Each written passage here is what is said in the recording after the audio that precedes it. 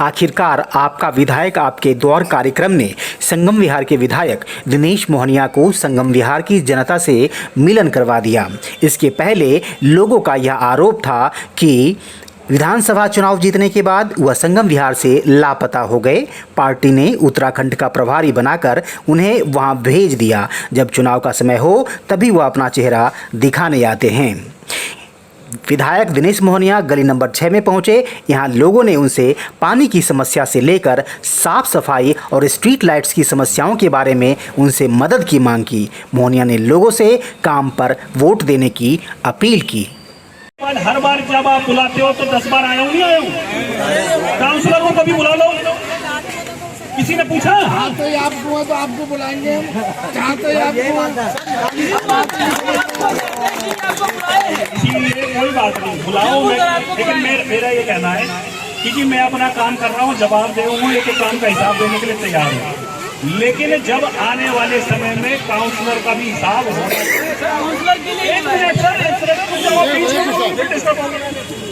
मैं ये पूछ रहा हूँ जी, हिसाब होना चाहिए नहीं होना चाहिए? हाथ खड़ा करके बताओ, ऐसे नहीं होना चाहिए। भाई जैसे मैं जवाब दे रहा हूँ उसको भी तो जवाब देना पड़ेगा कि नहीं देना पड़ेगा? और काउंसलर के काम का हिसाब लो। ठीक बात है नहीं? गलत बात तो नहीं है, ठीक बात है। भाई जब मैं कह रहा हूँ मैं हिसाब देने को तैयार हूँ तो काउंसलर से हिसाब क्यों नहीं लूंगा जी? असली डेमोक्रेसी तो यही है। हाँ, विधायक जी आप यहाँ आए हैं संगम विहार में, आपका विधायक आपके द्वार पर में, यहाँ पर लोगों की क्या क्या समस्याएं सुनी? देखिए, एक पार्टी का प्रोग्राम चल रहा है, आपका विधायक आपके द्वार, जिसके अंतर्गत सारे विधायक लोगों के बीच जा रहे हैं, लोगों से बात कर रहा हूँ। लेकिन मैं तो लगातार इस कंस्टिट्यूंसी में क्या पूरे क्षेत्र में आता रहता हूँ, तो अब ये इस प्रोग्राम के माध्यम से आ रहा हूँ और लोगों से लगातार इंटरेक्शन होता रहता है कि उनकी समस्याएं क्या है और उनको समाधान हमें कैसे करना है।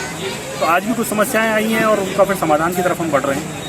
लेकिन जैसा कि मैंने अभी आपके सामने ही बोला कि हम हमेशा से बोलते आए हैं कि अपने काम के ऊपर हम पॉलिटिक्स कर रहे हैं, राजनीति कर रहे हैं और उसी बात को हम और आगे बढ़ा रहे हैं कि और आज से फिर अभी भी ये कह रहे हैं कि भाई जहाँ पर भी जनप्रतिनिधि है, चाहे वो विधायक है चाहे काउंसलर है, उससे पूछे जाने की आवश्यकता है कि वो काम क्या किया उसने, और जिसका काम ठीक लगे तो उसको वोट देने की जरूरत है। मुझे लगता है कि काम की राजनीति की जो शुरुआत हुई है दिल्ली में वो बहुत आगे तक जाए। यहाँ पर में हमने सुना कुछ लोगों का ये कहना है कि यहाँ पर में लाइट्स नहीं है, सीसीटीवी कैमरे जो लगाए गए थे वो खराब हो गए हैं, चोरियाँ बढ़ गई है, तो फिर ये इसका क्या करेंगे?